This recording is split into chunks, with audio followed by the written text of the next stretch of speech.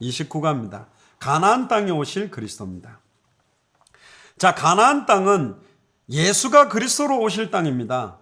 예수가 메시아로 오실 땅이죠. 즉 요한복음 1장 1절에 14절에 보면 특히 11절에 자기 땅에 오매 자기 백성이 영접지 아니하였으나 그랬습니다.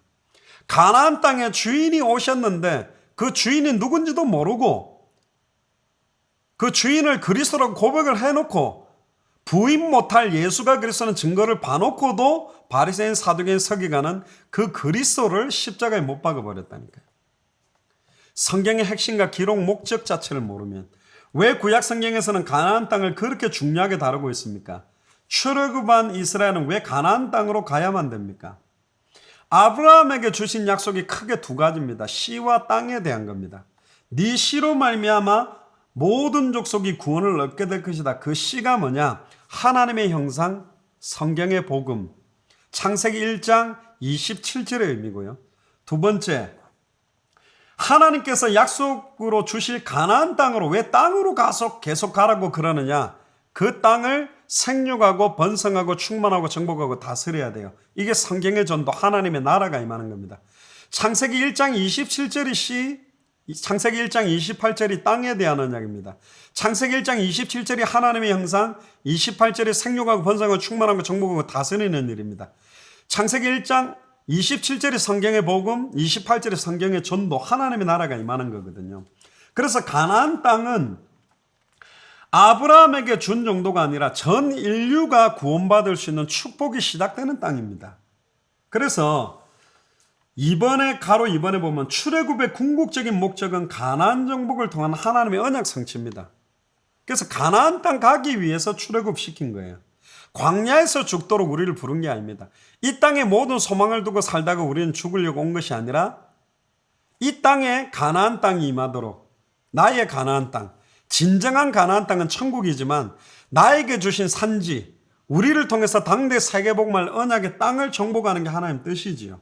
그래서 하나님은 언약의 하나님이시며 그 언약을 성취하실 신실한 하나님이기 때문에 가나안 정복의 언약을 가진 자는 절대로 실패하지 않습니다. 홍해를 만나도 애국 군대가 추격해도 물이 없어도 먹을 것이 없어도 모든 문제는 끝난 것입니다. 왜? 이 사람들은 가나안 땅 가야 되기 때문에. 이스라엘 백성들은 하나님께서 주고자 하는 이 가나안 땅 정복의 믿음을 응답으로 못 받았어요. 여호수아 갈렙만 이 믿음을 딱 받았습니다. 마른 땅을 밟고 홍해를 건넜음에도 불구하고 반석을 깨서 물을 마시면서도 매일매일 주시는 만나를 먹으면서도 메추라기를 먹으면서도 계속 불신앙했어요. 결국 이들은 여러 가지 환경 조건이 어려워서 죽은 것이 아니라 불신앙 때문에 광야에서 죽은 겁니다. 육신적인 현실 상황 문제 조건 때문에 실패하거나 죽는 것이 아니라 결국은 이 땅에서 하나님의 자녀가 망하는 이유는 불신앙 때문에 죽었다. 어떤 불신앙입니까? 예수를 그리스도로 믿지 않는 불신앙. 나를 통해서 이 시대의 가나안 땅 정복, 당대 세계복음화가 완성된다는 믿음이 없는 것 때문에 죽어가는 거고 망하는 겁니다. 사실은. 그래서 이 믿음을 가진 여호수아 갈렙은 하나님께서 약속하신 가나안 땅을 차지하게 되고 하나님은 언약의 말씀을 진짜 믿는 자를 통해서 언약을 성취합니다. 왜 가나안 정복이 그토록 중요합니까?